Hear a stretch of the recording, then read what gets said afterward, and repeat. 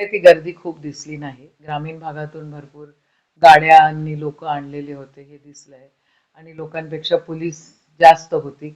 जनतेला देवेंद्रजी काही फार भेटू नाही शकले असा माझं ठाम मत आहे.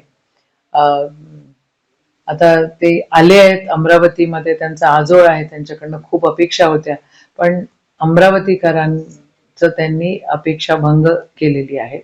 तुम्ही बघितलंय की त्यांची जे कार्यकर्ते आहेत ते किती दादागिरी करतायत आणि आपसामध्ये त्यांच्या मित्र पक्षांमध्ये किती भांडणं आहेत.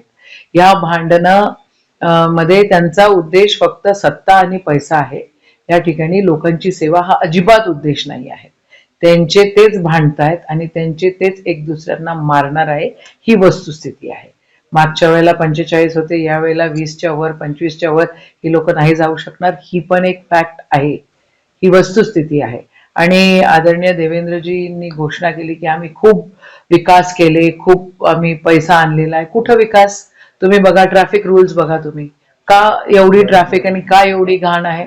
कारण तो ब्रिज जो आहे तो बंद करून ठेवलेला आहे. का बंद करून ठेवलेला आहे? कारण एका आमदाराला तिथली जागा धडपायची होती म्हणून त्यांनी तो ब्रिज बंद करून ठेवलेला आहे. मग ट्रॅफिकचं नियोजन आहे का? नाही आहे. घाण अख्खा अमरावतीमध्ये घाण आहे. घाण उचलायला ठेकेदार कोणाचे आहेत? कोणत्या तरी एका आमदाराचे असतील आणि मग ते सत्तेधारीमध्ये आहेत. मग याची व्यवस्था आदरणीय देवेंद्रजींनी काय केली? क्राईम रेट केवढ्या मोठ्या प्रमाणामध्ये क्राईम अमरावतीमध्ये होत आहेत आणि गुंडागर्दी करणारे लोक, त्यांचे गुंडागर्दी करणारे लोक, त्यांचे कॉन्ट्रॅक्टर करणारे लोक आज त्या ठिकाणी नगरसेवकांच्या इलेक्शन मध्ये उभे आहेत. म्हणजे हे कॉन्ट्रॅक्टर नगरसेवक आणि नगरसेवक मधनं परत कॉन्ट्रॅक्टर, असा हा गोंधळ आहे. हा गोंधळ निस्तरता बीजेपीला आलेला नाही.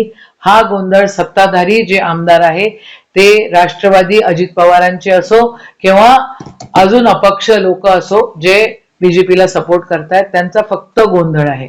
आज आपण बघितलं पैशाची उधळपट्टी, हा गोंधळ, हे नाही अपेक्षित लोकांना. देवेंद्रजींकडनं अपेक्षित नाही. त्यांचं आजोळ आहे, त्यांनी व्यवस्थित लक्ष द्यायला पाहिजे होतं, पण त्यांनी दिलेलं नाही आहे आणि याचं उत्तर त्यांना इलेक्शन नंतर भेटणार.